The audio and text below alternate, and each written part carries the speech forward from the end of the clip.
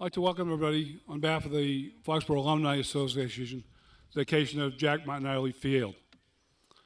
It's a long process. It started a couple of years ago with some thoughts.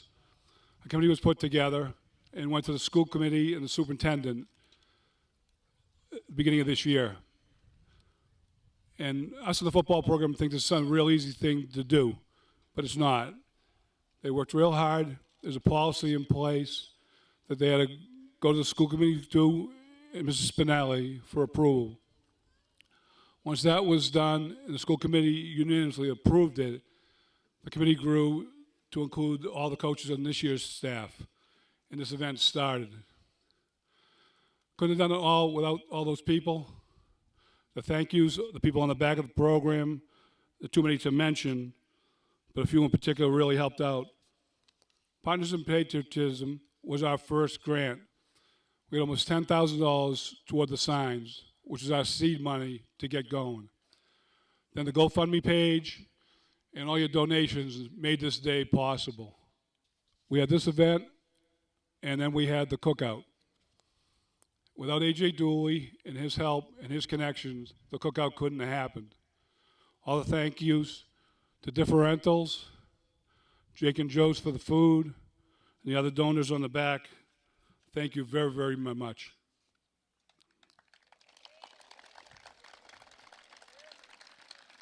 And thank you to all of you for saying yes and donating. Thank you for coming here today to make this day so special. Our first speaker is our State Representative, Jay Barrows.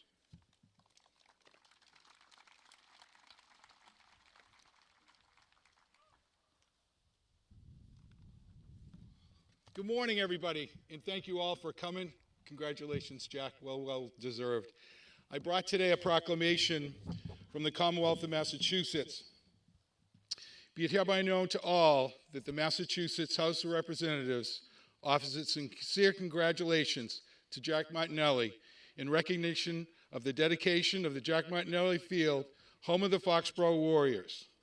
The entire membership extends its very best wishes and expresses the hope for future good fortune and continued success in all endeavors.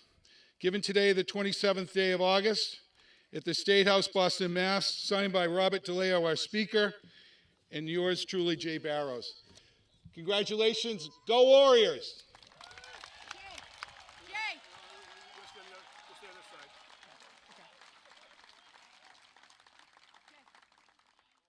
Thank you, Representative Barrows. Our next speaker, the chairman of the Foxborough Board of Selectmen and a parent of a former warrior, David Feldman.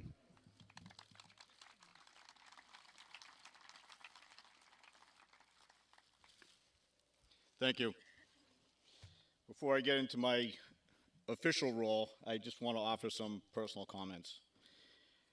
How many here actually played against Foxborough and Coach Martinelli? I'm out on an island again. Well, I had the unfortunate privilege of playing against Foxborough. I had never beaten Foxborough, 4 years of Pop Warner, 3 years in high school. Foxborough was always a test for us. In 1982, Jack became the head coach of Foxborough from a very successful Norwood program. For kids from Sharon, Norwood was a city with a big D1 program. My senior year was going to be the year where I finally beat Foxborough. In the spring leading up to my senior year, our longtime coach retired. We had no coach going into the summer, no off-season program, so we had to do it ourselves. Uh-oh. Our new coach was hired in early August from a very successful D4 program. Over camp, we all had to learn new offense, new defense, all new terminology, but I was ready. I was a 2-year starter at corner, but this was going to be my shot at offense in the slot. I worked hard and knew playbook inside and out. Going into our first scrimmage, we felt pretty good until our starting quarterback went down with a sprained ankle and our backup dislocated his shoulder. Uh-oh. Coach came to me and said, "You are a new quarterback." I need you to learn what everyone else is supposed to do, and you have 6 days before a season opener. I said, okay, coach. Uh-oh. At the time, there was a 5'9" quarterback at BC doing pretty well. So at 5'7", I should be fine, right? We lost our first 3 games by a total of, I think, 10 points, and it tied Canton. We were heading into my long-awaited game versus Foxborough. A Friday night game under the lights, which at the time was not the norm. I studied hard, watched extra film, knowing we were going against Jack Martinelli and the Warriors. We knew they were well coached, and we knew they were on a roll. We came to this field with 31 strong. Yes, that's right. 31 kids total on the team came over in one bus with room to spare. The game was back and forth with a lot of hard hitting on both sides, but in the end, we lost again. Another close loss. I remember in the handshake line, Jack patting my shoulder pad and saying, "Great game, 24. You're a tough kid." I was obviously disappointed in the loss, but took solace in the fact that I did my best and Jack noticed. Fast forward 27 years. I had married Ellen in 1992 and moved to Foxborough in 1994. Our oldest son, Parker, was now a freshman, and after playing 3 years of Pop Warner, wanted to play high school. So in the August of 2011, Ellen and I drove Parker to Needham for the start of Bay State Camp.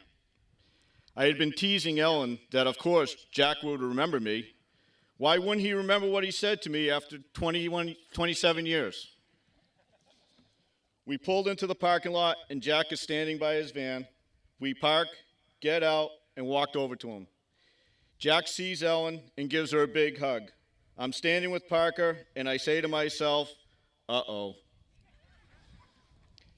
Ellen introduces Parker and then me. She says, "Coach, you may know my husband, David Feldman, from Sharon." Jack looks at me, shakes my hand, and says, "I think I do. Baseball player, right?" I won't lie, I was a little crushed. How the hell did you know I played baseball? Anyway, it was on that day that the McLovin era started. Parker's senior year, he decided his first choice of colleges was the Citadel Military Institute in Charleston, South Carolina. He had pretty good grades, but Ellen and I firmly believed the reason he got accepted was the recommendation Coach Martinelli wrote on Parker's behalf. In less than 24 months upon graduating from the Citadel, Parker will be accepting his commission as a second lieutenant in the U.S. Army. Ellen and I have no doubt that his success is due to our family values, his hard work, and the lessons you taught him on and off the field. And for that, we will always be grateful. Coach, I would like to present you with my football helmet as a token of our appreciation for who you are and what you mean to your former and present players, and as a reminder that I did indeed play football. Congratulations on this special day, naming of the Jack Martinelli Field.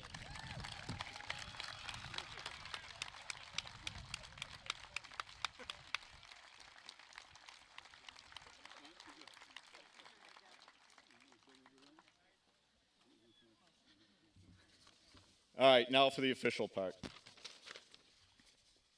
I have here an official citation from the Foxborough Board of Selectmen.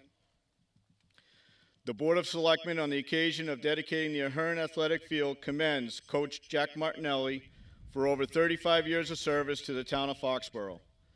Recognition is given to Jack Martinelli for your dedication to the students and student athletes in the town of Foxborough. After your start as an educator and coach in Norwood in 1969, you began your service in Foxborough in 1982. For over 35 years, you have imparted your knowledge and expertise with students and student athletes in the Foxborough public school system. Your success as the Foxborough High School head football coach includes 11 Hockomock League championships, appearances in 8 Super Bowls, 4 Super Bowl championships, a 3-time coach in the Shriners Classic football game, and a 2-time Patriots Coach of the Year. Your induction into the Massachusetts High School Football Coaches Hall of Fame in 2011 illustrates your commitment and intelligence to the game of football and your ability to teach this game to all of your players. We wish to commend your thoughtfulness and dedication to student athletes as you treated every player with respect and care, especially displayed in your 35 years as a head coach. You never cut a player who wanted to play football. We are honored to name the Foxborough Hearn Middle School athletic field as the Jack Martinelli Field. We wish you much happiness, enjoyment, and continued success. This citation is given under the seal of the town of Foxborough on this 27th day of August 2017, signed Board of Selectmen, David S. Feldman, Chris Mitchell, Mark Elfman, James DeVellis, Virginia Coppola. Thank you.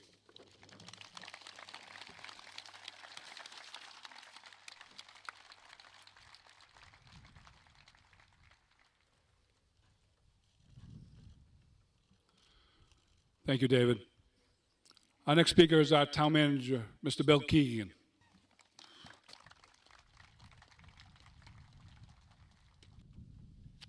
Good morning, everyone. All I can say is, uh-oh. How do I follow that? I'm here today to offer greetings and congratulations to Coach Martinelli on behalf of all the town staff and board members of the town of Foxborough. While the coach and I don't know each other all that well, his personal reputation has certainly preceded him, and his legendary coaching career is one that ranks him amongst the best in the business. As I look out at the crowd this morning and at the number of current and former players that the coach has tutored and mentored over the course of his career, I am sure that most, if not all of them, are reflecting on the amount of influence that Coach Martinelli has had on each of their lives, both on and off the field. Anyone of us who's played the game of football know that it is a game that demands hard work, discipline, and a selfless commitment to a team in order to be successful. Coach Martinelli has made it his mission in life to ingrain these principles in the early lives of your age. Coach Martinelli has not only been a great football coach, but he's also been a great life coach that has undoubtedly led to tremendous success of many of his current and former players. Now, I am certain that there have been times when some of your players thought that what you were teaching them was crazy, over the top, or unorthodox. But yet, those are the moments that are also remembered as the things that set you apart from being a good coach and being a great one. Today, I have the privilege to serve with 3 members of the Board of Selectmen who are proud to say that they have sons who played as members of your program. Dave Feldman, Jim DeVellis, and Mark Doc Elfman, who have also served as a member of your coaching staff for the past 27 years. He has had sons who have all gone through the college and successful in their own right, and after having served under your tutelage. Based on my meetings with each of these fine young men, I can tell you that your coaching and philosophies has taught them well. They are respectful, hardworking, and goal-oriented, and most of all, they are productive members of society. With respect to your long and decorated career, I personally want to congratulate you and your entire family for this most honored and deserving moment. The naming of this field is entirely appropriate based on your dedication, success, and commitment to your players and to this community. As town manager, I want to wish you continued success and, more importantly, good health and in your service to the Foxborough Warrior family. Congratulations.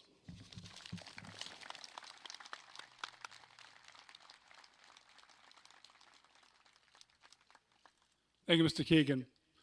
Our next speaker is the vice chair of the school committee, Tina Belanger, who was the chair when we started this process and was key to this happening. Also a parent of a warrior, our school committee vice chair, Tina Belanger. Thank you, Jim. Good morning. I'm honored to represent the Foxborough School Committee at today's dedication of Jack Martinelli Field. The naming of existing facilities is not something Foxborough Public Schools does frequently or even as a routine practice. The criteria which must be satisfied are quite significant and not easily met. Our policy states, to be considered, An individual must be known and recognized by their peers, administrators, and the Foxborough community as an extraordinary educator, community leader, as demonstrated by exceptional teaching, educational innovation, and/or leadership, which uniquely impacted student achievement in the Foxborough School District. This is an individual who would be recognized as remarkable and for consistently going far beyond the ordinary in their dedication to Foxborough Public Schools. Extraordinary, exceptional, remarkable, dedicated. These 4 words could not better describe Coach Jack Martinelli and his contributions to the students of Foxborough, both during his tenure as a physical education teacher and in his esteemed career as our highly successful football coach. When Mark, Stephanie, Tom, and Jim made their presentation to the committee last February, they gave us copious examples, letters and testimony from former students and Bob Kraft, and lengthy lists of awards won and goals achieved. It is no surprise that the school committee voted unanimously to name the Ahern Field after Coach Jack Martinelli.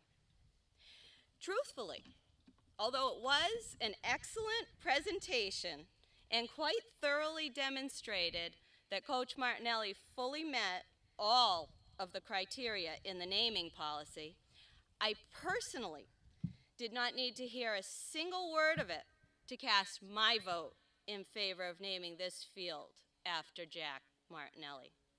Why? Because I am also a Warrior football mom. I have a senior player on the football team this year, and I have seen firsthand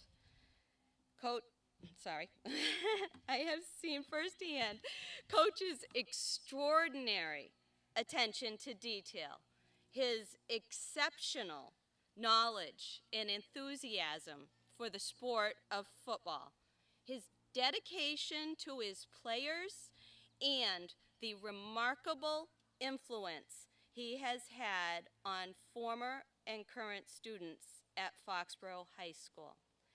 Extraordinary, exceptional, remarkable, dedicated. Thank you, Coach Martinelli, for instilling an admirable work ethic in our players and for teaching them valuable life lessons both on and off the field. Thank you to Mrs. Martinelli and the Martinelli children and grandchildren for sharing your husband, father, and grandfather with the students of Foxborough High for so many years. Congratulations, Coach. Thank you for inviting me to speak here today. And here's to a great season on Jack Martinelli Field.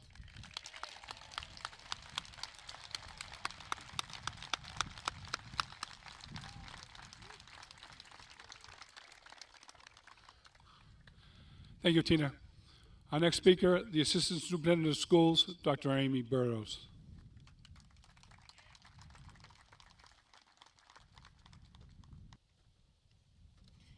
It is my sincere pleasure to congratulate you on behalf of all of our students and the impact that you've had on them. Debbie Spinelli, our Superintendent of Schools, had a family obligation, is not able to be here, and is very sorry that she's not here to congratulate you personally, but I do have a message from her. Today's dedication represents the start of another legendary season, as we will be playing on the officially named Jack Martinelli Field. I am very sorry I couldn't be here today to honor our long-standing legendary Coach Martinelli, whom I revere for his contributions to Foxborough football, but even more for his special touch and genuine care for every student he has ever encountered. This dedication is even more of an honor for our outstanding and dedicated student athletes who honor Coach Martinelli's tradition every day, on the field and in the classroom. Our first home game on the Jack Martinelli field will be an emotional and at the same time, I know it will feel exactly right. My sincere and fond congratulations, Jack, from Debbie. I also couldn't help personally to think of the great John Wooden, legendary basketball coach, when he said, "Sports do not build character, they reveal it." It seems obvious. This is what Jack lives by, as it's evidenced by all of those that are here with you today. Congratulations, Jack.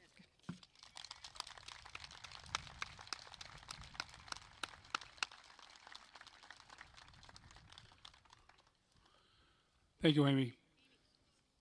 Next, we're going to go back a ways to Jack's youth in Milton. Played high school football with Jack, coached with Jack in Norwood, and came here and coached in Foxborough. Former assistant coach, Joe Mooney.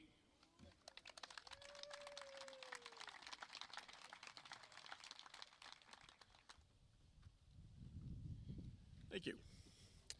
Most of you know our honored guest, Mr. Martinelli, or Coach Martinelli. All your dealings with Jack have been on an adult level for the past 35 years. Well, I'm fortunate enough to have known Jack for many, many more years because I grew up with him in football, in Milton, I mean. I've known him since we were 9.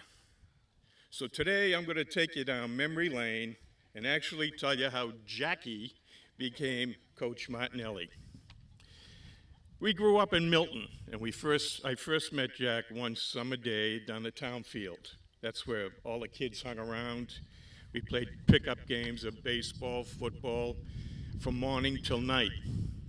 I remember Jack always liked to play shortstop, third base. He had quite an arm, like a rocket. Nobody wanted to play first base because the ball would always come at you 90 miles an hour, whether you're 60 feet away or 10. And he always said he was the best third baseman because he was Italian. Jack and I even played on the same Little League team, Walter Baker's, for 3 years. Jack played third base, and who do you think played first? Yours truly. I used to cringe when he'd get the fast ground ball because it had time to set up and throw, and then he'd give you that little snicker and laugh like he still does today. When baseball season ended and was over, we'd switch right into the pickup games of tackle football at the townie. Jack was very fast, he was elusive, so the older kids would make the sign lines a little tighter so they could get a shot at him. After a few games, we'd go over to the corner store where we got educated and hang around until the older kids came and either kicked us out or conned us out of all our money. Jack always went home broke. Junior high was our first encounter of organized football. We had about 80 kids try out for the team. So competition was fierce, and there were only so many uniforms. And I recall the coaches saying, remember, as you step onto that football field, there are no friends. So practice and play your hardest. Jack still blames me for the look of his nose today. He claims that when he was tackled on the ensuing pileup, he saw a hand loaded with freckles grab his nose and twist it. You see any freckles on his hand? I don't think so. And he even named his dog, had a dog named Freckles. Jack took football very seriously, and he established a real love for the sport. One night, after practice, he went home and made his sister, Mary Ellen, go through tackling drills in the living room with him. Now picture this. Mary Ellen's got the football, and she's going from side to side. Then out of the dark, in comes this guy flying over the couch and made the perfect tackle. Next minute, they were on their way to Milton Hospital because Mary Ellen had a broken leg. He wanted to know everything about the game of football. So one Christmas, he received a little electric football game. You hit with a switch, and the board would vibrate, and the players would make all over the place. He'd spend hours and hours setting up defenses and offensive with these little men. He even got into painting the helmets with different pro colors. He had first down markers, flags, everything. He even had fake people in the crowd with signs, "Go team." I can remember one day we went to call for him, and he wouldn't let us in because it wasn't electric football halftime yet. Imagine that. He had an electric football halftime. High school rolled around, and we played football and baseball at Milton High. Jack was a running back. He was very strong and fast. In fact, he was the first kid I ever knew that could bench press 300 pounds. That was unheard of in those days. I was one of the linemen, and I opened up the holes for him, and obviously, Jack would get all the glory. He became so popular that being a football hero, that it started going to his head. He developed a huge ego, and he even had the gall to ask my high school girlfriend to a dance. The sad part is, she went with him. He stole my high school girlfriend. After Milton High, he furthered his education to Northeastern. And in the early 70s, I ran into Jack in Norwood, where I was teaching 6th grade, and he was teaching phys ed and coaching up to high school. And Jack was a defensive coordinator. A line job opened up, so he asked me if I was interested. 30 years with Martinelli on the sideline, it was an incredible ride. I'd be remiss if I didn't mention his family, where a lot of his positive traits come from. Jack and Mary Ellen lost their mom when they were little. Her name was Sylvia. She was a lovely lady. Jack's dad, John, was a Milton firefighter and a professional barber. And all the kids in the neighborhood would get haircuts from him because he had a real chair down the cellar. And haircuts cost $0.25, the price of $0.25. Jack got his haircut for free. He should have spent the $0.25. Quick story about Mr. Martinelli. Jack was told to be home one night at a certain hour. And when you were told to be home at the hour, you make sure you were there. Well, he was late, so Mr. Mott locked him out. He told him to sleep in the car or in the bushes, didn't matter. So Jack started fighting with the storm door, kicking it and punching it. Well, the next morning, Jack had to go buy a new door and put it in. We never saw him for a long time. Mr. Mott never missed a football game, Jack coached. Jack has been doing this for close to 5 decades. That says something about dedication. He's got 2 great sisters, Ann and Mary Ellen, who've always been with him there for thick or thin. They still tell him what to do. Jack's lovely wife, Joanne, who has been, again, through him, through thick and thin, and Jack's 3 children, Christy, Jackie, and Brian, who've been great, but also have added to his hair loss. In closing, I've been on the sidelines with Jack for close to 30 years, and his assistance, I've always been in awe of his great skill setting up defenses and offenses. But his greatest skill is not have anything to do with football or X's and O's. His uniqueness is in how to treat students and players. Whether it be the superstar and the kid who hangs in there every day at practice, trying his heart out, or the needy like Nayland or Bordieri. Jack would recognize every ounce of effort in his own little way. He treated everyone involved as part of his family. A coach affects eternity. He can never tell where his influence stops. And by the looks of the crowd here today, your influence touched a lot of people. Congratulations.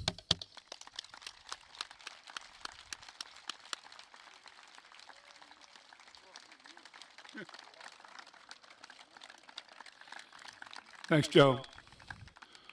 Our next speaker has been here from the beginning in Foxborough. Starting linebacker on the 1982 team, 1983 team became the captain, first team that went to a Super Bowl. 1984 became an assistant coach. He hasn't been left yet. He's been in every game from the first one in 82 to present. Assistant coach Mike Bordieri.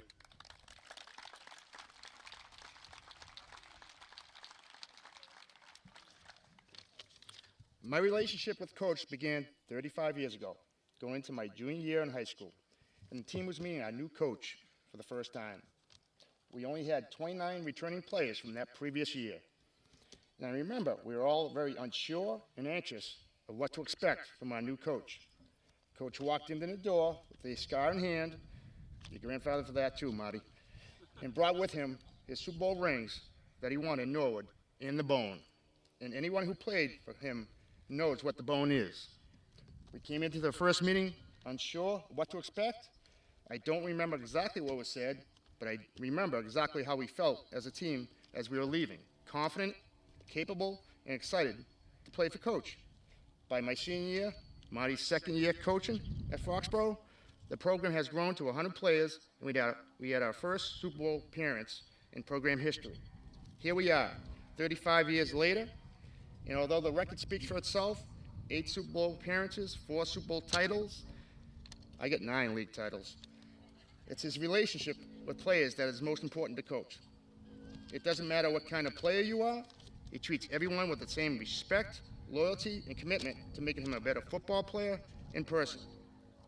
Coach knows every first, middle, and last name of every kid that's come through this program. And although his amazing coaches of X's and O's, the relationships are what's most important to him. And I should know, because I've known Marty since I was 17 years old. And at the age of 19, he brought me on the coaching staff. Marty was the first one to give me an opportunity out of high school, and I'm proud to say I've had the privilege of being a player for him, a coach with him for every win, loss, and tie. I consider Marty not only a great coach, but a great friend. And he means so much to me and my family. Now that I have a father of 2 boys, and I have a better appreciation for Marty and what he has done for the young men he has mentored.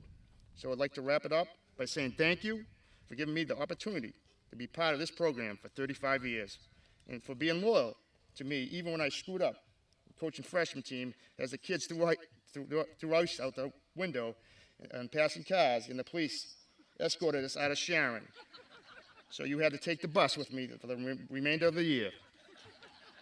Congratulations, Marty. No one deserves it more than you.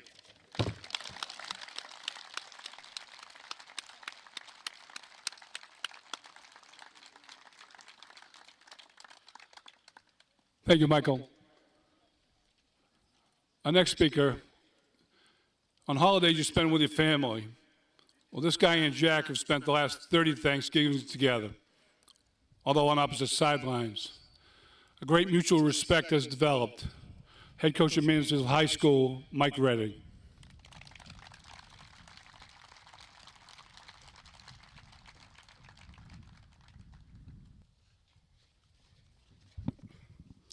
Thank you for not booing. I usually get that reception when I show up on Thanksgiving morning.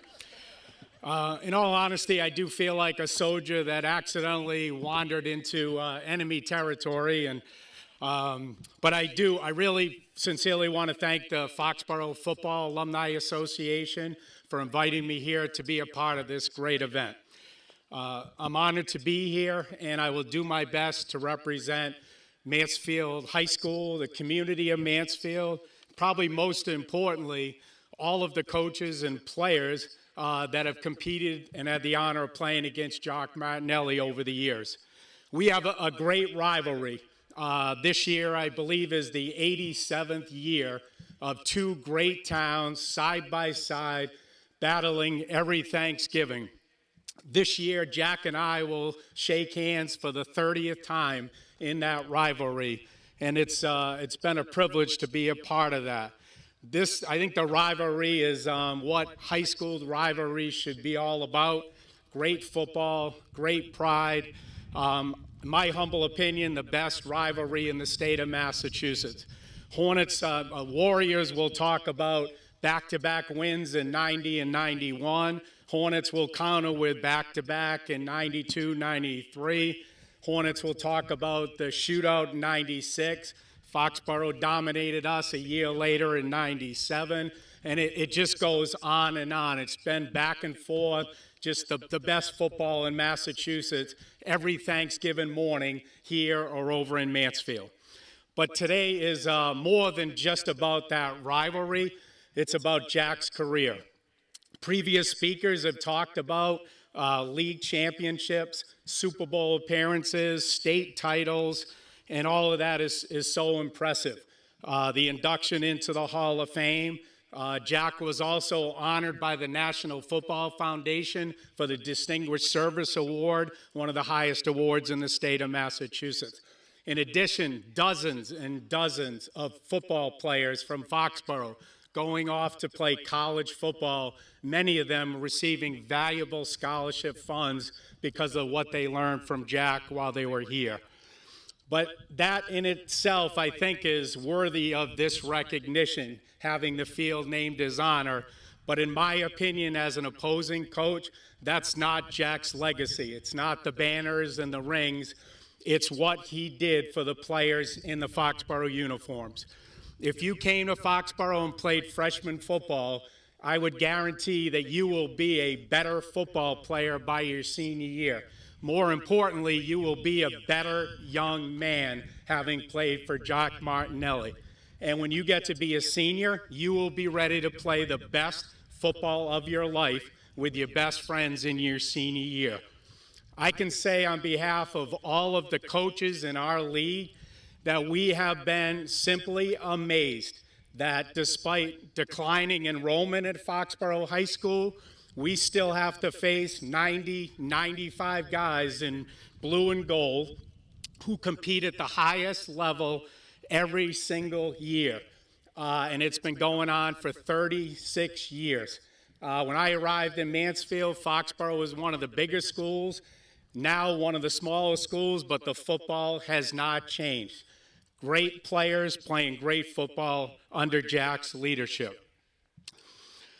You know, going back to when I started in 1988, if I had to describe a word to describe how I felt about Jack, it would simply be intimidation.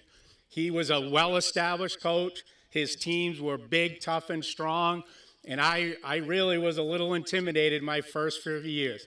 Best thing that happened to me was that I got to know the man, Jack Martinelli, not just the coach. We have become good friends, and it's a friendship that I will always treasure. And I think the players here in uniform, I think you'll find the same thing. You guys have great rivalry with the Mansfield players, and it gets intense. And occasionally you might end up in a parking lot at Wendy's or Dairy Queen. But I think what you'll find is in a few years, you have a lot more in common than you do have differences, just like Jack and I do. We want the best for our players. So hopefully down the road you'll meet inside Waxy O'Connor's and enjoy some war stories with the Hornets about Thanksgiving morning. So to wrap it up, in 3 months, almost to the day, Mansfield and Foxborough will meet again for the 87th time, and it will truly be my honor to shake the hand of Coach Jack Martinelli and play football on the Jack Martinelli field. Thank you.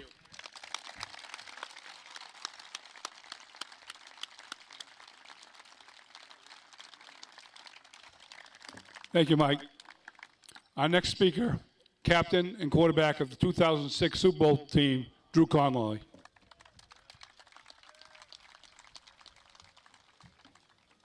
Good morning and welcome everyone. Today we are here to celebrate the hard work and dedication of Coach Jack Martinelli, known to most of us simply as Coach.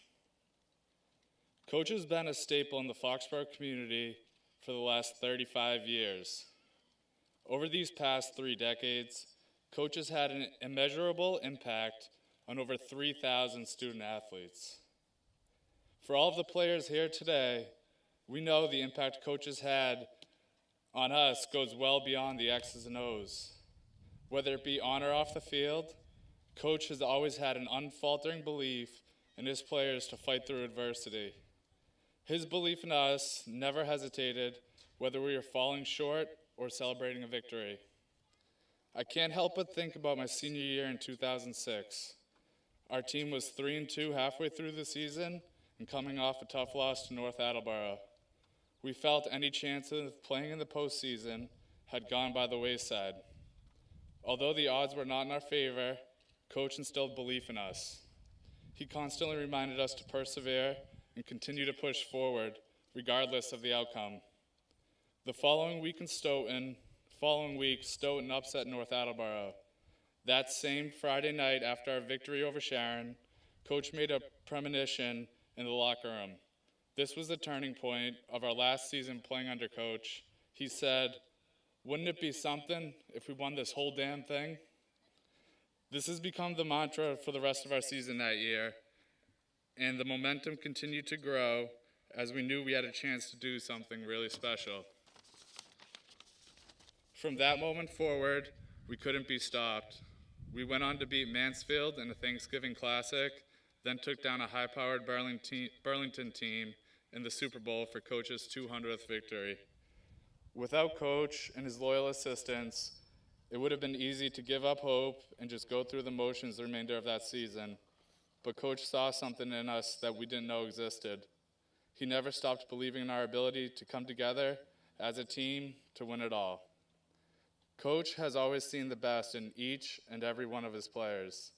He has never failed to give us his all to every individual.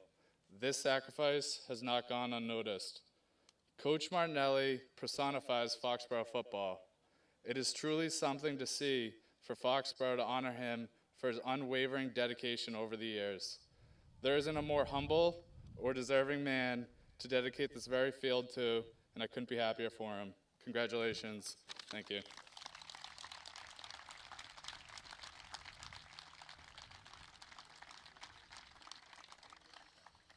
Thank you, Drew.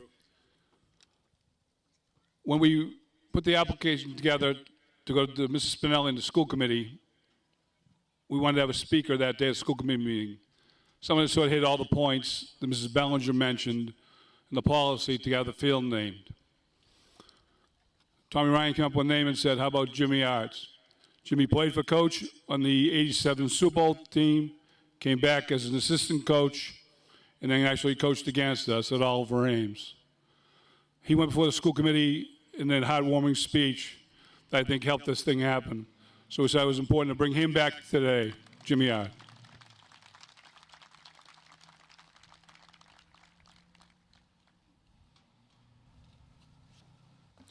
Good morning.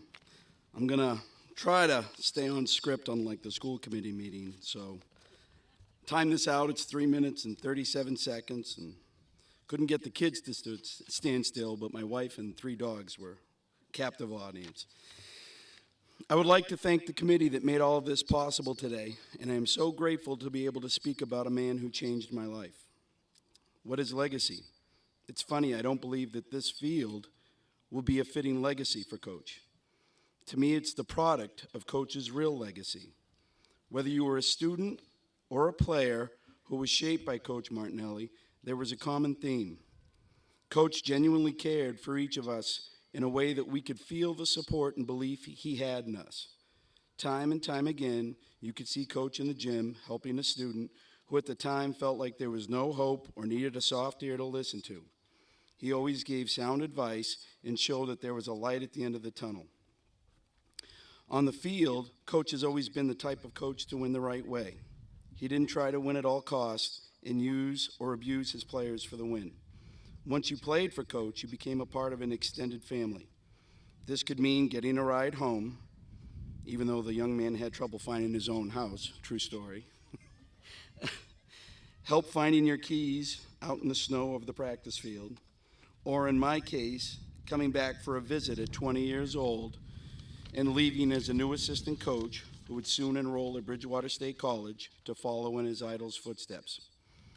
As an assistant coach, I got to experience the unfiltered look behind the scenes where I learned the secret to his success. In the 35 years Coach Martinelli has been in Foxborough, he's had some teams with tremendous talent and some that were all guts and attitude. To a player, he trusted and believed that if given the opportunity, his players would rise to the occasion. I watched as others questioned some of the personnel decisions Coach had made, only to watch play after player come through. It's a tremendous feeling when you know the guy in charge believes in you and will always support you. I tell people that didn't play for Foxborough and why they have been so good for so long, and for me it was his players will always run through a wall for him. Coach's knowledge and love for the game has inspired many of his former players to become teachers and coaches. They are sprinkled throughout the state at the high school and college level. In being a teacher and coach myself, I find no greater compliment than being called coach. I know what regard I hold Coach in, and just hearing those words brings great pride to myself. In closing, I've saved Coach's greatest legacy and the biggest credit in the world, biggest word of thanks to his family. In being a coach, you must sacrifice time at home, and if you know Coach, you know how much time he puts into this wonderful program. His wonderful wife, Joanne, held things down at home with their 3 great children, Christy, Jackie, and Brian. Coach would always well up with pride as we talked about them and what they were doing at the time. So to Mrs. Martinelli, Christy, her husband Brendan, their 4 kids, Grace, Anna, William, and Madeline, to Jackie, her husband, Chris, 3 children, Cam, Finley, and Logan, and to Brian, his wife Lisa, and his 2 children, Brooke and Nora. Words cannot express how grateful the town is for your love and support of your husband, dad, father-in-law, and grandfather. Through your efforts, Coach has been able to affect thousands of students and players here in Foxborough. This is his legacy, and I can think of nothing better than getting to see him do his magic on the field that will now and forever be known as Jack Martinelli Field. Coach, thank you so much from all of us.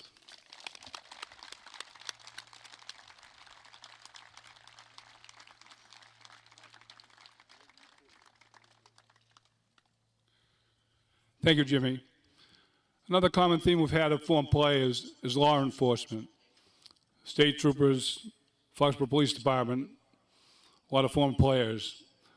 To speak on behalf of all those players and one who believes blue and gold more than anybody, David Foscaldo.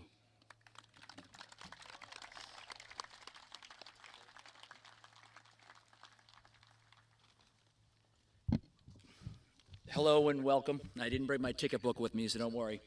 I always wanted to be known for my exploits on the football field, but unfortunately I'm going to be remembered for one thing, and that's stumbling upon a partially dressed Chandler Jones behind the police station. So it's something I'm going to have to live with. As you sit here today, you might want to ask yourself, how does a Milton native and longtime Holliston resident become known as a pillar of the community in a town like Foxborough? Or perhaps you might be wondering, how does an outsider come to Foxborough and in a relatively short period of time somehow manage to transform himself into a revered icon? In this particular case, it's a tale which dates back to the early 1980s, and it didn't take too long for the residents of Foxborough to realize that something extremely special had come to town. He had taken over a program which had struggled to dress 30 kids a season, and in no time at all, he had a third of the school's male enrollment playing the sport of football, or what he likes to call the greatest game on earth. There was a direct correlation between the program's near instantaneous upward trajectory and the affable man's ability to coach as good, if not better, than just about anyone else in his profession. People saw that this man was genuine and sincere and that he truly cared about their kids, almost as if they were his own. I'm not stretching the truth any when I say that right from the get-go, he's literally poured his heart and soul into his adopted community. You'll hear some people call him Marty, others prefer to call him Jack, but ever since the summer of 1982, he's been known in these parts and throughout a large portion of eastern Massachusetts simply as Coach. I think that I'm speaking for most of you when I say that the only thing better than calling him Coach is when you've been given an opportunity to call him a close personal friend of yours. Today's outpouring of support speaks volumes about this man, and it's a testament to just how much he's loved, respected, and admired by the masses. To this day, he ranks at or near the very top in all the relevant statistical categories in which coaches are compared to one another. Coach Martinelli is already enshrined in the Commonwealth's Hall of Fame, and when it's all said and done, his success will most certainly speak for itself. Keep in mind that with a relatively small school as far as overall enrollments are concerned, year in and year out, he's gone against some of the Commonwealth's stiffest competition, and more often than not, we've come out on top. While he'll proudly answer to the title of coach, the reality is this: he's worn many different hats over the course of his career in order to help the kids of Foxborough excel both on and off the field. At one point or another, he's competently played the part of coach, teacher, therapist, friend, role model, father figure, grief counselor, and mentor. What makes Coach so unique and what really separates him from his peers is that he puts just as much as an effort into these roles, often after hours and on holidays and weekends, as he would for an upcoming contest defensive game plan. And his services have never been reserved for just his superstars either. All you have to do is take the time to watch him interact with some of his less gifted athletes, some of his second and third stringers, and you'll see for yourself. When he finally walks off into the sunset, and it will no doubt be under his own terms, Coach's legions of fans are going to remember one thing about him, and that's how he had treated those around him, especially the kids. The more at risk, disadvantaged, or underprivileged the kid, the more Coach shined and the faster he rose to the occasion. I often say that long before guys named Brady and Belichick came to town, Coach more or less put Foxborough on the map as a football-crazed town. And he's the one who initially made our community synonymous with some extraordinary football teams. In terms of calling Foxborough home, the Pats predate Coach by a decade or so, but I'll confidently argue with anyone that he's had a much more profound impact on this community because of the behind-the-scenes stuff where he frequently goes above and beyond the call of duty.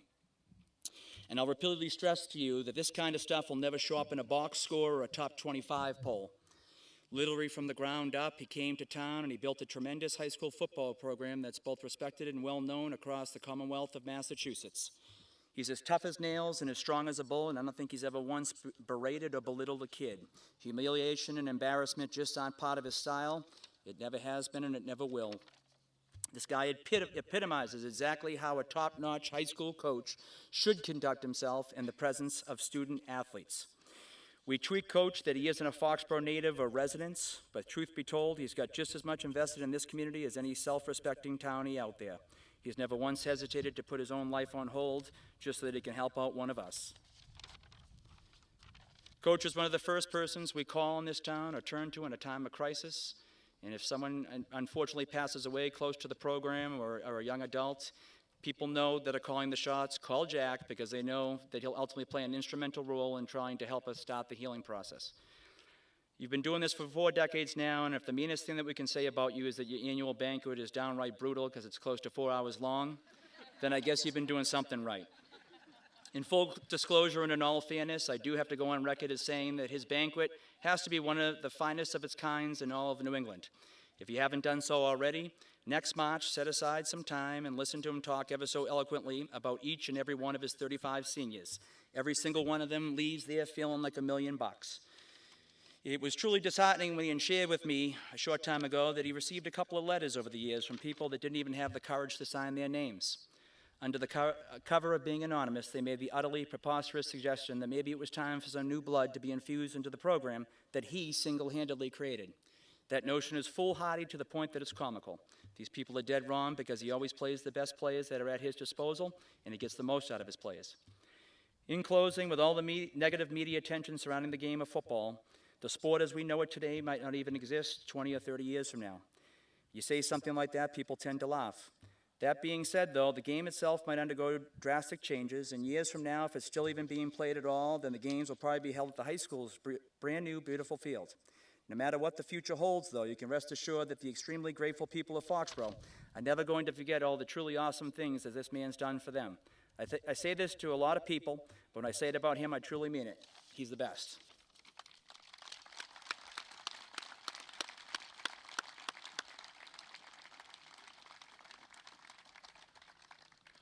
Thank you, David. Back in 1982, 2 people made a decision to hire a new football coach. They're both here today. First, I'd like to recognize Bill Rex over here to my left, the principal in 1982. And at the time, the athletic director, Arthur Jewitt, was going to say a few words.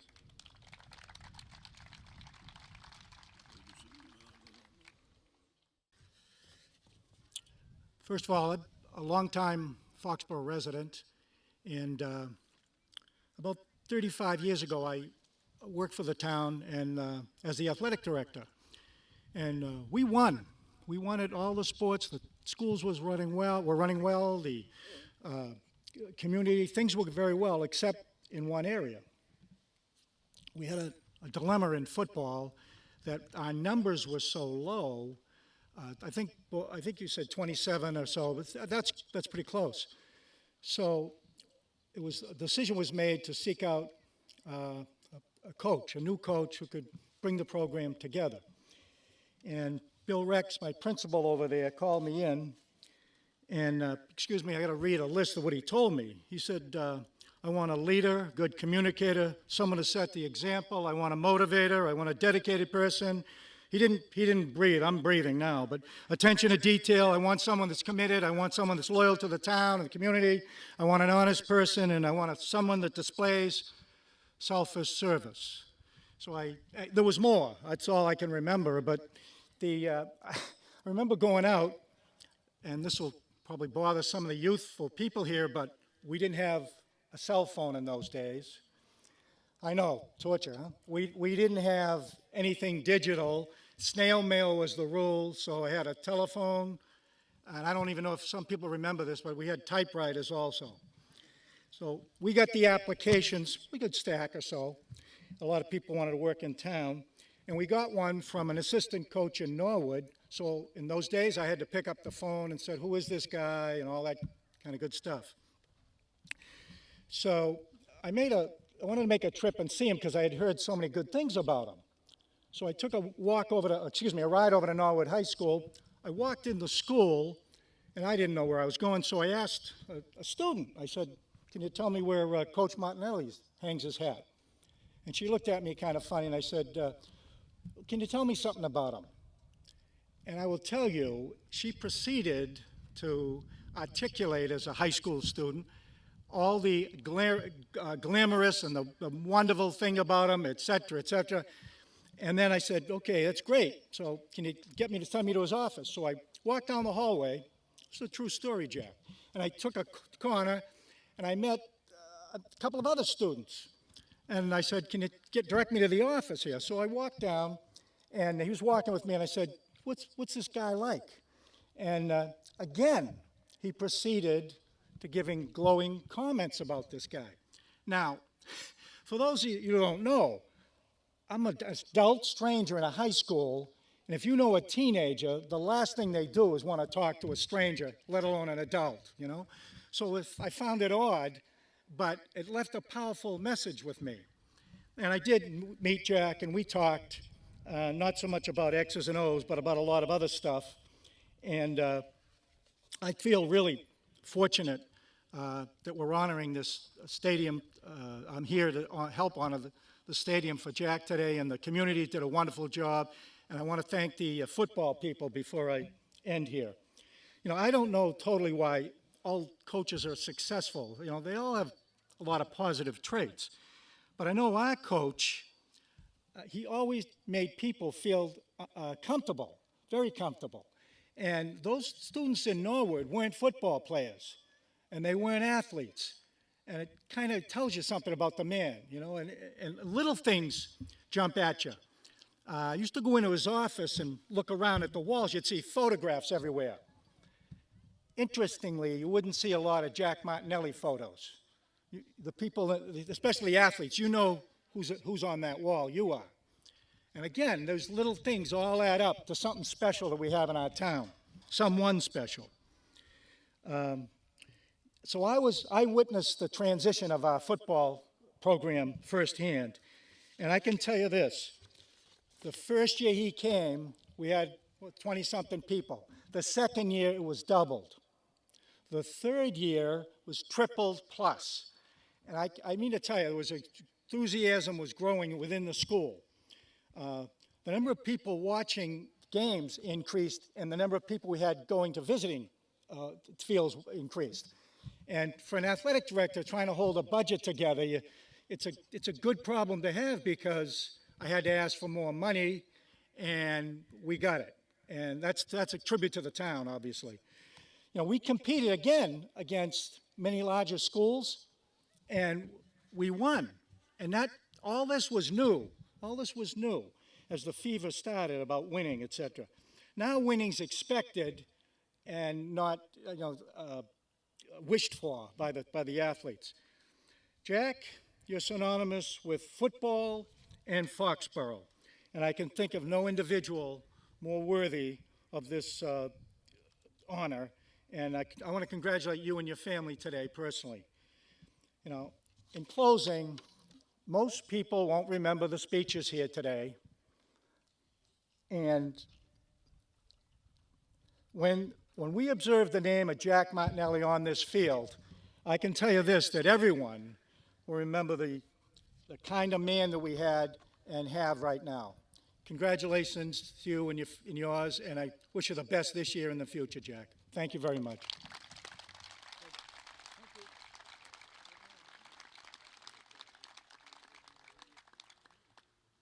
Thank you, Arthur. Another theme of former players in Foxborough is military service. To recognize that, we bring up a former player who left Foxborough, played for Jack's first 4 seasons, left here for West Point, and is a retired colonel in the U.S. Army, Robert Kelly.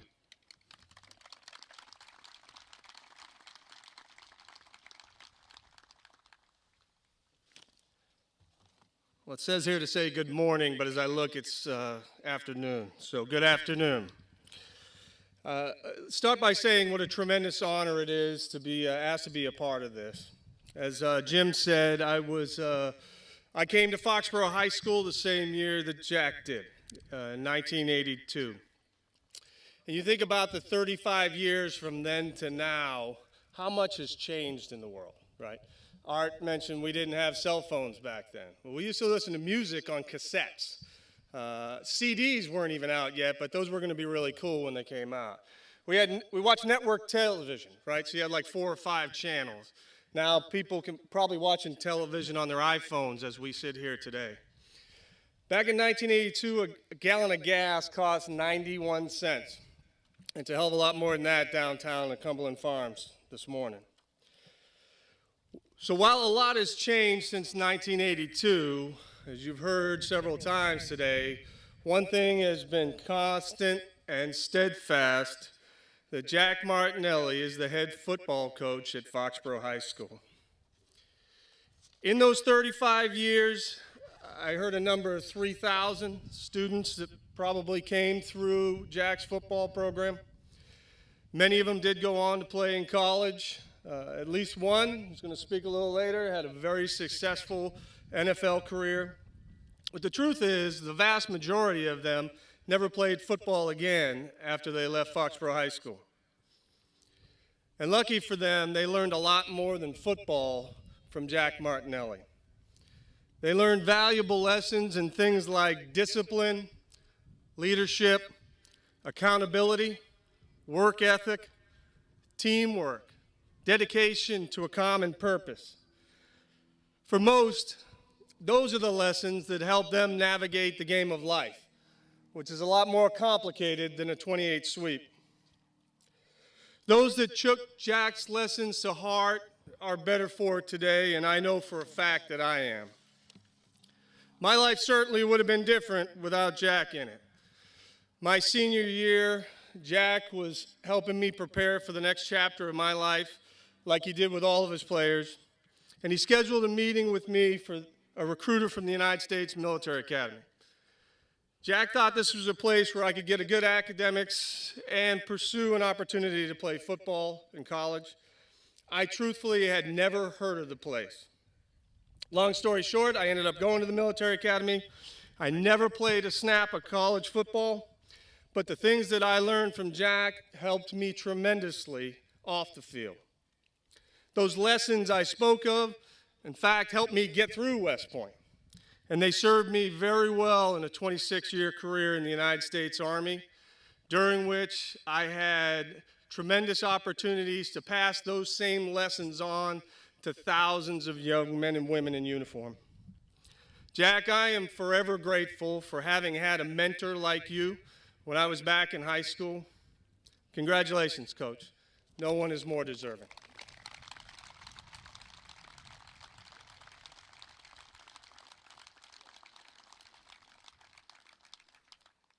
Thank you, Bobby. Our next speaker also played a few roles with Coach. Former player, captain, assistant coach, and finally assistant principal at the high school. Currently the principal of the Taunton Alternative High School, Bert Delaney.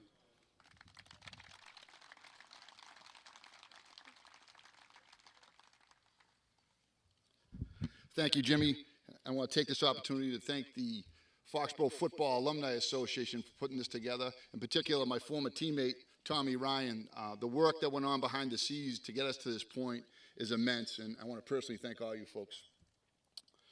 I'd like to thank Coach's family, similar to what all the other speakers have said. For 35 years, your unselfishness allowed us meaning the town of Foxborough, to benefit tremendously. Personally, I'm ever grateful to Mrs. Martinelli for allowing Coach and Brian, I remember when he was running around in diapers here in my senior year, because I can tell you, there was sacrifice on their part. They'll never tell you that, but there was. And I'm going to be quick for a couple of reasons. One, Coach doesn't want this. Anyone that knows him doesn't want this. He wants to be up with those kids, getting those pictures taken, and getting ready for opening day. This morning, I went over to my mother's house, as I do every Sunday, and have coffee, and I get yelled at. That's okay. I deserve it. So I said to her, Nana, we call her Nana. Everyone in town calls her Nana. I said, Nana, I got to cut it short. I got to get home and finish my speech for Coach. She looked at me in that Jane Delaney specific look and said, say it from the heart. That's what he would want. Well, guess what? She's right. I had to take a couple notes, Coach, because in a week I'm going to be 50. So, although you taught us the right way to tackle, I think there were a couple blows to the head that is, my memory is a little shot. But to be politically correct, you taught us the right way to tackle. Okay, Mr. Feldman, you can attest to that, I'm sure. All right. Like Mike Bordieri, like Bobby Kelly, like Jimmy Artz, I've had the pleasure and the for 35 years to be around a man who is, other than my parents, the biggest role model I've ever had. Now, I equate Jack to that TV show, Everyone Loves Raymond. Everyone loves Jack Martinelli. Everybody. Have you ever met someone that didn't love him? I haven't, I really haven't. And in my travels, whether it be as a teacher at Foxborough, an administrator at Woburn High School, I'm over in Taunton now, the first thing people will say to me, did you play football for Jack Martinelli? And before they can get their sentence out, absolutely I did. He's well known in the coaching circuit, not just from a football end, but just being a gentleman. I've had the unique opportunity over the last 35 years to be a player of coaches, to be an assistant coach, to work with him as a colleague, as a teacher, and at one short stint, I guess you could say I was his boss because I was the assistant principal, but that was never going to happen. I was told I had to evaluate Coach Martinelli in my role as assistant principal, and I looked at Mr. Theodos, the principal at the time. I go, not going to happen. You might as well fire me right now. All right. I could sit here for hours telling you football stories, but I'm not going to. Okay? I'm going to tell you one personal story, but I'm going to tell you I'm a better husband, a father, an educator because of Jack Martinelli. There's no doubt about it. I wouldn't have gotten to teaching if it wasn't for Coach. I certainly would be a high school principal if it wasn't for Coach. And I personally owe you a debt of gratitude. The kids in Woburn, the kids in Taunton, they know Jack Martinelli without even meeting him. I can tell you that now. I use Jack Martinelli isms on a regular basis. The kids in Taunton now are like, who is this guy? I says, well, that's the guy that's going to beat you guys on Friday night, so you're going to get to know him. I would be remiss because there's someone up north looking down right now. Joe Heinrich is saying, and if you know Joe, God love him, we miss him to death. But he's like, what's your problem right now? That's what he's saying. Get off there. Okay? We miss you, big fella, but I know you're up there watching. The one story I'm going to share is, some of you may not though, but Jack's son, Brian, had a significant injury playing college football. Significant in the fact, hospitalized, didn't look good for a while. So at one time, I went and visited Brian in the hospital, and I'm getting off the elevator at Spalding, and who's standing there but Jack? And I could tell he was having a tough day. Not that he would ever show that, but you could just tell that it wasn't a good day. So we walked around a little bit, chit-chatted, and he said, hey, we can't really go in to see Brian right now because he's doing some rehab with the nurses and the doctors. But I could hear Brian, and I could hear him wincing in pain. And the person that Jack is, he's asking me about how are my kids doing, how's my mother doing, and I can hear his son in the background in pain. That's the type of person Coach Martinelli is. He wants to know how you're doing.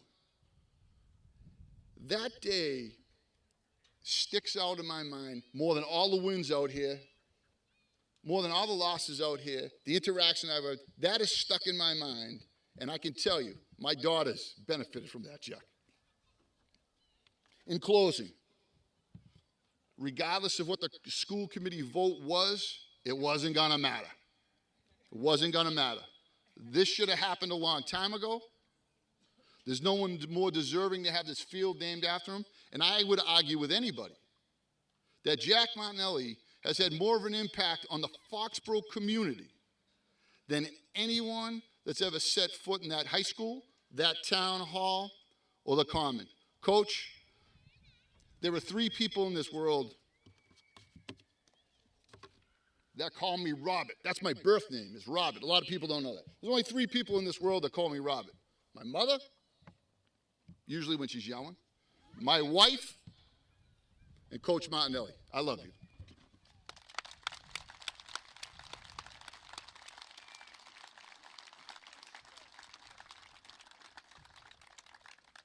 Thanks, Bert.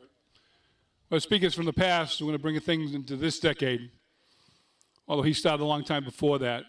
When Doc got involved in the program, along came 2 kids, water boys, growing up in the program, said, oh, Coach will be gone before we play.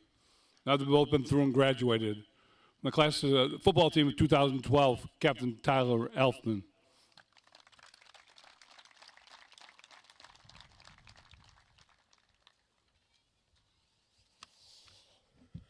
There's no better or more deserving person to have this field dedicated to than Coach Martinelli. We all know him as the hard-nosed and inspirational coach on and off the field. He pushed us to do the best student athletes we could be and always made sure that we had pride in everything we did, whether it be in football or everyday life. As some of you may or may not know, my brother and I quite literally grew up in the locker room and have known Coach our entire life. My dad, better known around here as Doc, has been involved in the Foxborough sports program since before I was even born and was never shy to bring me along to practices and games. There was nothing that I look forward to more than getting to see all the big kids play football on Friday night and imagine myself there since I was a kid. Once I was able to start playing football myself, I was ecstatic and very eager about the path that would hopefully lead me to being on Coach's team, despite how many times he said it was his last season. Coach was always happy to get me involved in the program, whether it was letting me be the ball boy or water boy when I was younger. I think he appreciated my enthusiasm, and I appreciated every opportunity I was given.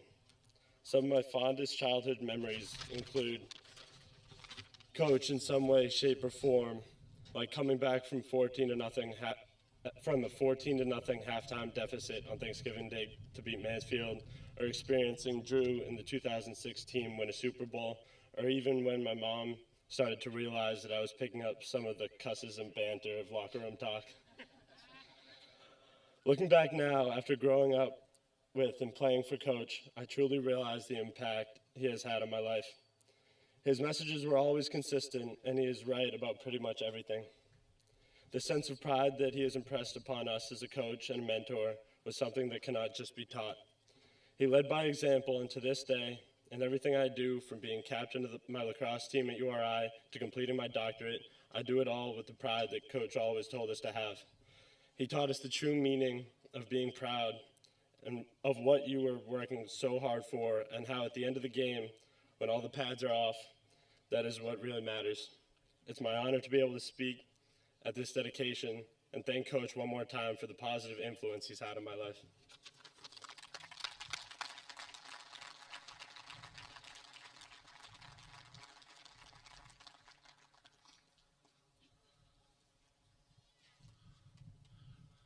Thanks, Tyler. Our next speaker is probably our most decorated warrior as a player. Played here at Foxborough in 2 Super Bowl teams. On 87, captain of the 80 team. Went on to play at Boston College. Successful career in the NFL with the Broncos. Tommy Naylor.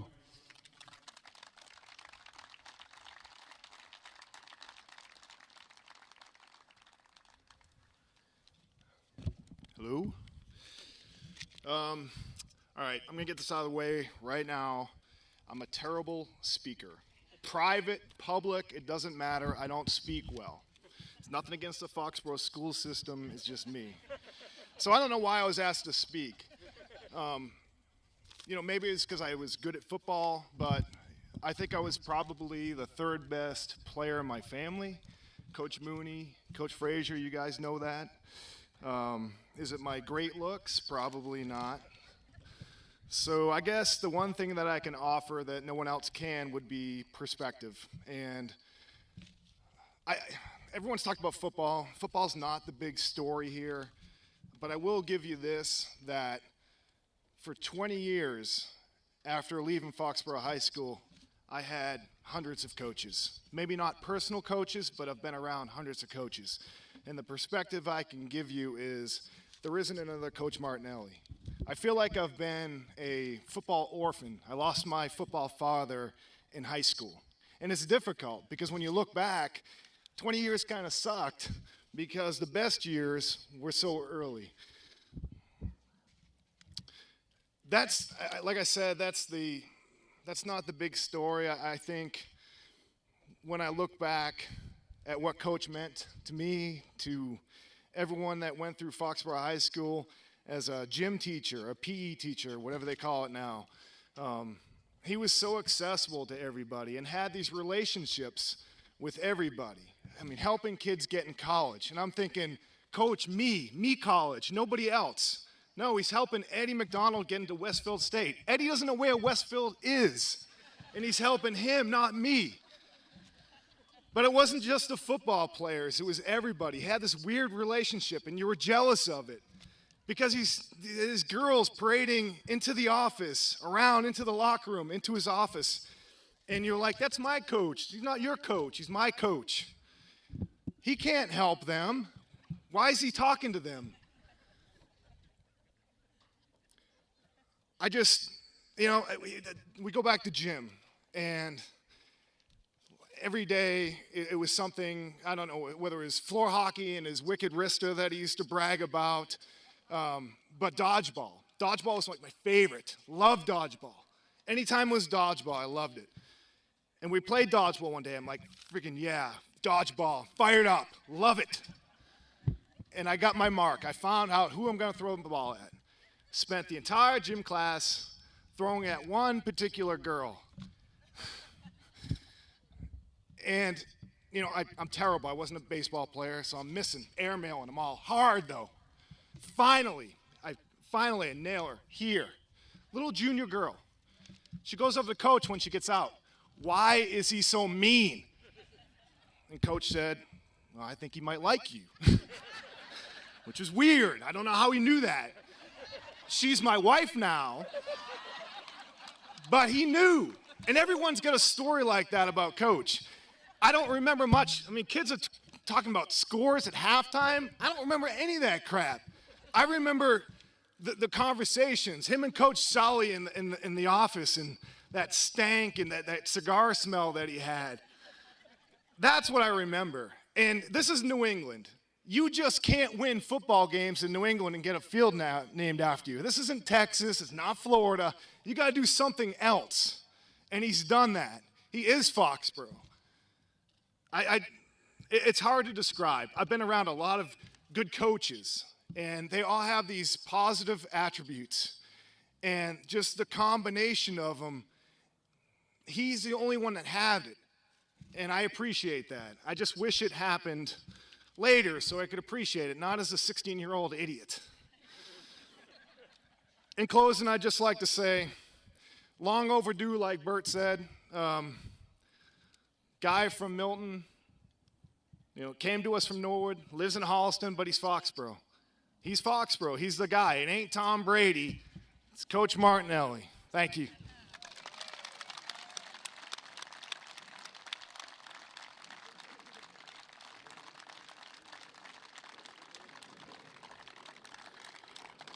Thanks, Tommy. I'm going to bring up a few people right now. One's going to speak. We'd like to honor some people that have been here from the beginning to now. Our Touchdown Club Emeritus, Mrs. Joni Goodwin, Touchdown Club President, Doc Alfeld, for many years. Joni's going to say a few words.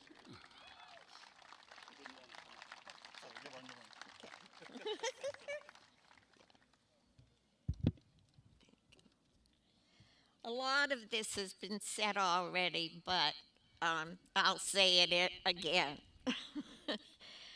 Thank you to the Foxborough Alumni Association for your invite to the dedication of the football field at the Ahern Middle School in honor of Coach Jack Martinelli.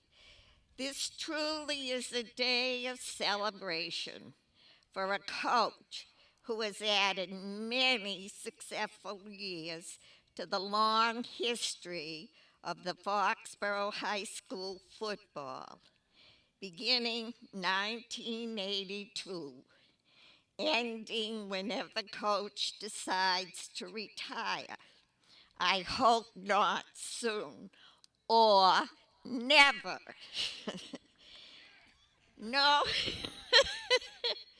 Know how special you are to all of us who have had the privilege to coach for you, to play for you, to serve on the Touchdown Club you started back 35 years ago and is still active today by many volunteers.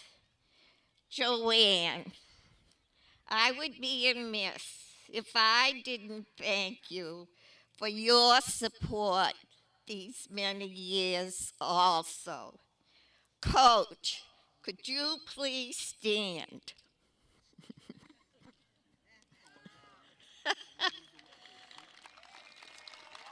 Okay. Everybody repeat after me, nice and loud. Give me a T.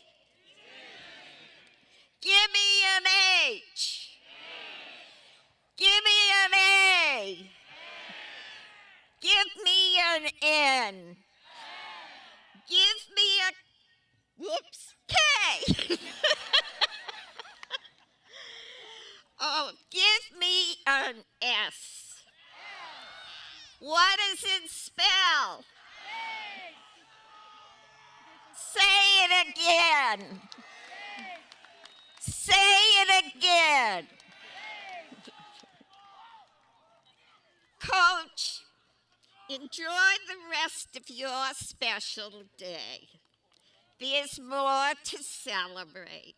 We love you. Respectfully, sincerely, as you always call me, Mrs. G, past president of the Foxborough Touchdown Club.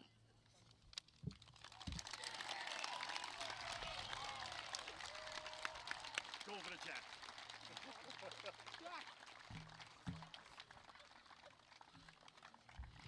Thank you, Mr. Goodwin. This time, if the members of the committee and the coaching staff come up here behind me.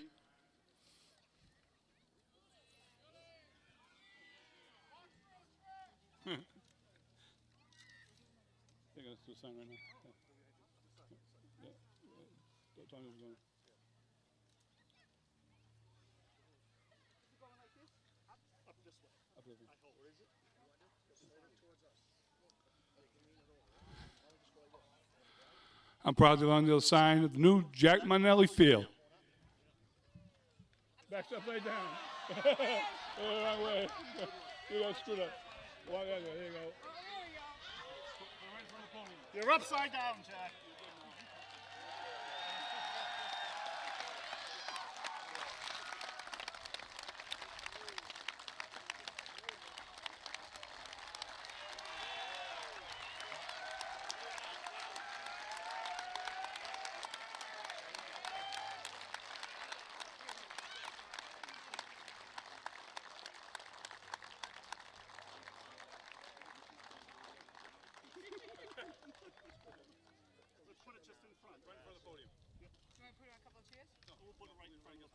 Guys, we're going to lift it up over the podium.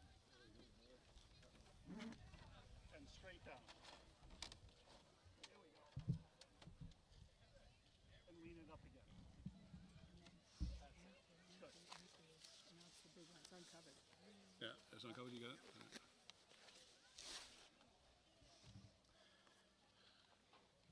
This now we have a plaque for Coach.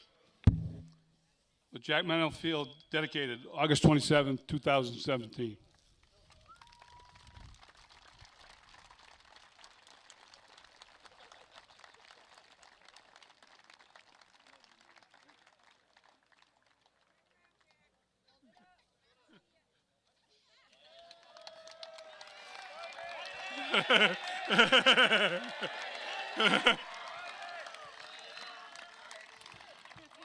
At this time, we'd like to bring up members of Coach's family to say a few words. Jackie, Christy, and Brian.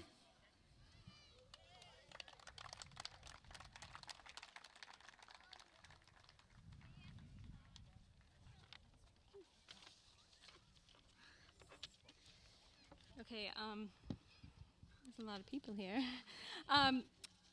So I'm going to read what I wrote because I spent a lot of time doing this. I know a lot of you have said a lot of these things, but it's not often that my daughter gets to speak to her dad in front of so many people. So good afternoon. On behalf of the Martinelli family, we thank you all for being here today.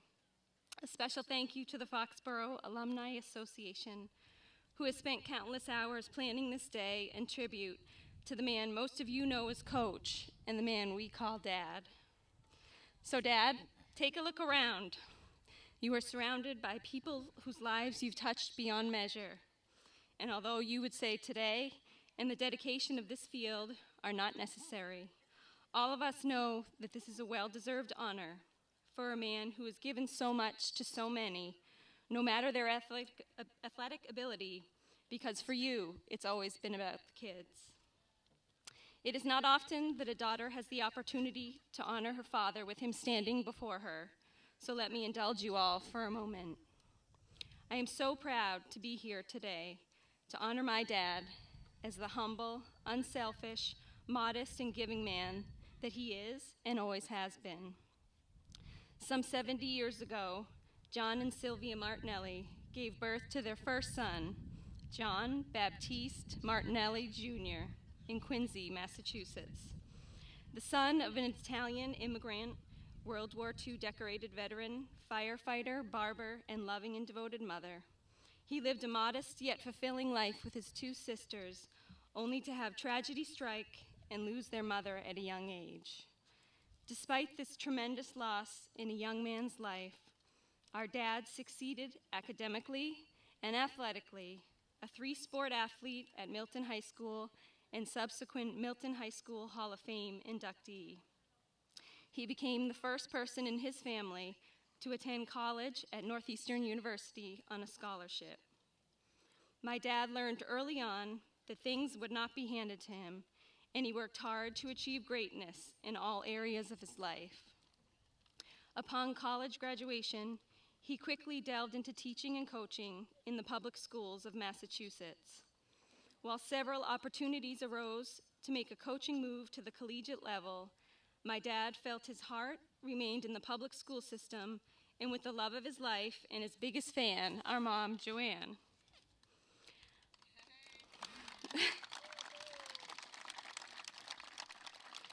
Our parents made our home in Holliston, and they both worked tirelessly to give us all of the love, time, and wisdom we needed to follow our own dreams. While teaching, coaching, and a stint as athletic director were quite time-consuming, our dad always managed to make it to his own kids' athletic and extracurricular activities. He even found time to accompany me, his oldest daughter, on my first date, bowling, in his old red pickup truck. Over the past 35 years, our dad has given so unselfishly of his time and genuine care to many, not only on the football field, but in the gym, hallways, classrooms, and homes of Foxborough, Massachusetts. Along with an amazing coaching staff, he has also built a high school football program that rivals many. His dedication and passion for the kids of Foxborough is truly a testament to the kind of man he is. He has an uncanny ability to relate to kids of all ages. Along with a dry sense of humor, he is a great motivator by nature and a true confidant. They say life's experiences shape you into the person you become. And clearly, Dad, your perseverance, your determination, courage in the face of adversity, and compassion have all bode you well in your outstanding career. You are the rock of our family. You are a hero in the eyes of your 9 grandchildren. You know the game of football inside and out. You can paint like they read about, and you are definitely the best dressed Corvette driving guy that I know.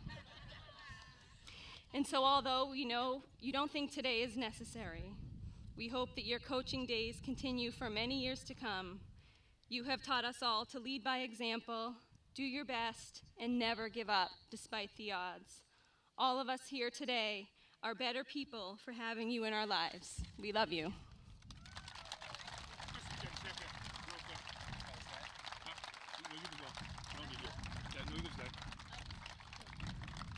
Joanne and Lisa, if you come out also, we have some flowers for you.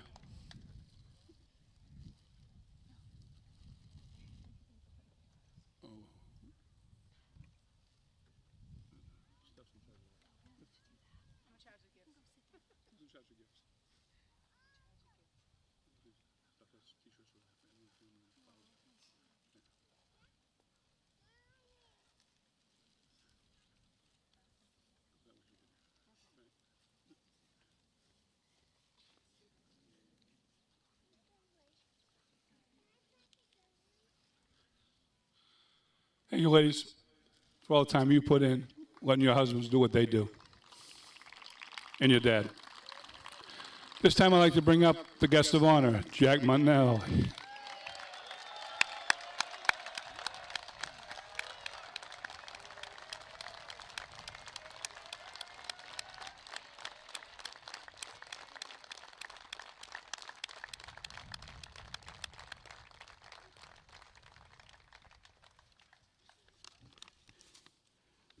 I know everybody's hungry, so I'm going to go through this quickly. Thank you, Jimmy. I would like to thank all of you from the bottom of my heart for this most incredible honor. My deepest appreciation goes to the committee that put all this together, Foxborough Public Schools Administration, the school committee, and all of you gathered here today. I shall forever remain grateful and humbled for the recognition that I have received for a field that I have so many wonderful memories on. It is often said that you are judged by the company you keep. If that's true, I'm certainly in great standing this morning. It's been truly a privilege to have spent countless hours with all of you. Please allow me to state categorically that although this is a personal award, it is and will always remain as a result of dedicated teamwork involving hardworking assistant coaches, young kids, and the Foxborough community. Certainly, I would like to thank all the presenters for their kind introductions and stories, withstanding that their lives and careers have all been truly inspirational to myself.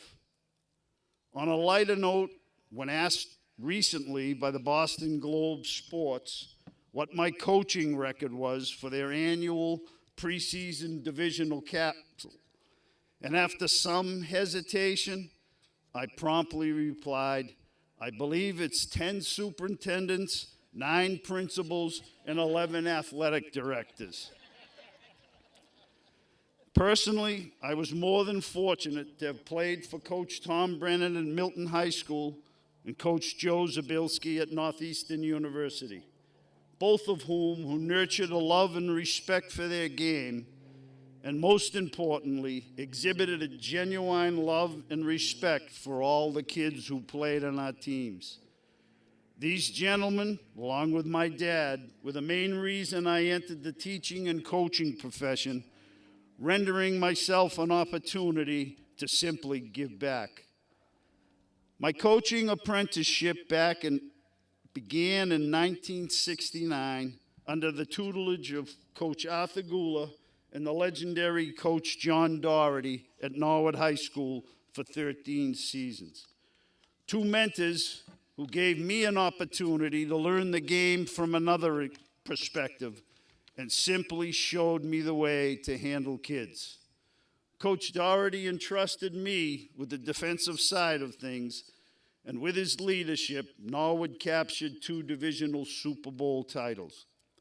In 1982, I was given an opportunity of a lifetime, being hired at Foxborough High School by Principal Bill Rex, Chairman of the school committee, Mr. Vincent Igo, Athletic Director Arthur Jewitt, to coach in the highly competitive and well-coached Hockomock League.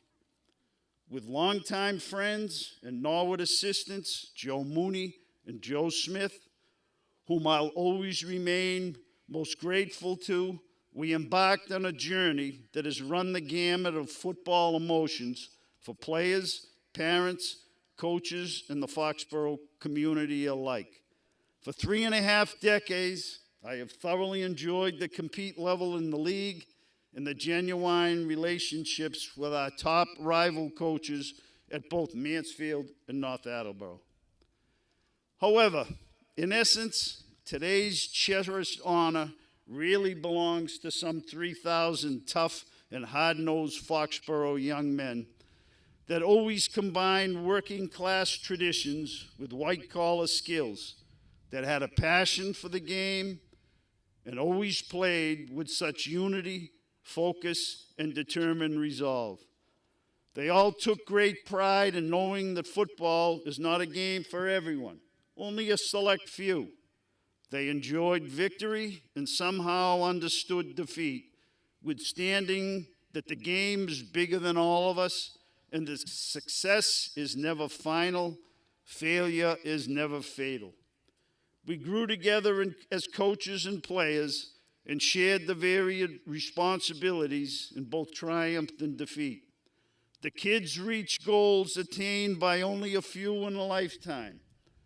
For their efforts, I'm proud to say that some 147 players have been league all-stars, 12 have been National Foundation Scholar athletes, 43 were Shriners All-Stars, 17 Boston Globe All-Scholastics, 19 Herald All-Scholastics, 3 straight state Courageous Player Awards, 4 coaches All-State selections, 1 a 14-year veteran in the National Football League, and most importantly, all kids 3-year varsity letterman, as well as sadly reflecting on former players that have passed before their time. Jay Crowley, Jamie Callahan, Richard Littlefield, Joe Cass, Lorenzo Di Tommaso, Greg Whitney, Mike Mellish, Jeff Parker, Christopher Cunnis, Tony Williams, and teaching and longtime friend Jerry Roy. And a coaching staff, their wives and families. Mike Bordieri, who's almost as old as I am, been with me since his junior year in high school. The late and sorely missed Coach Joe Heinricher, Michael Bartuca, Sean Buckley, A.J. Dooley, Chris Warnett, Jimmy McGowan, and Doc Elfman. Ed Buckley, Matt Campbell, Brian Carew, Phil Thomas, athletic trainer Amy, Jimmy Arts, Keith Gibson, Bert Delaney, Ian Bain, Jack Peavy, Derek Seuss, the late Tom Sullivan, Ed O'Malley, Arthur Jewitt, Adam McElroy, Craig Moscato, and Jimmy and Brian Frazier. They have been, in all reality, the lifeblood of the program and another main reason for our success. In their own unique styles, they collectively touch many lives, and by doing so, demonstrated to the kids that there are many ways to reach a common goal. Their commitment, loyalty, and knowledge has made my job quite simple, while at the same time they've provided the youth of Foxborough with safe, sound, and the very technical aspects of football. Moreover, the Foxborough program has also been blessed with several fine people that went about their duties without much fanfare and has made everything most enjoyable. The Touchdown Club, Foxborough Reporter, Foxborough Cable, Foxborough Midget Football, supportive parents, loyal, independent, 3-decade friend John Foscaldo, former head of building and field maintenance Mike O'Leary, Kevin Corliss, and Dave Laliberti, the voice of the Warriors Al Sozio, longtime friend and department head Kevin Murphy, former player David Foscaldo, and one of my first captains, Johnny McGowan. Lastly, a thank you to the very most important people in my life, my wonderful wife, Joanne, of 41 years, my children, Christy, Jackie, and Brian, their spouses, Brendan, Chris, and Lisa, my sisters and sister-in-law and their families, my dearest friends, 9 beautiful grandchildren, and my dad. All of you have personified unconditional sacrifice, love, and support, win, lose, or tie. Committee chairperson, Stephanie and Jim McGowan, Doc Elfman, Tommy and Anne Marie Ryan, Mike and Melissa Bordieri, AJ Dooley, Ed Buckley, Mrs. Joan Goodwin, the workmanship of Pat Farmer, and the Craft Town Charitable Partners in Patriotism Committee.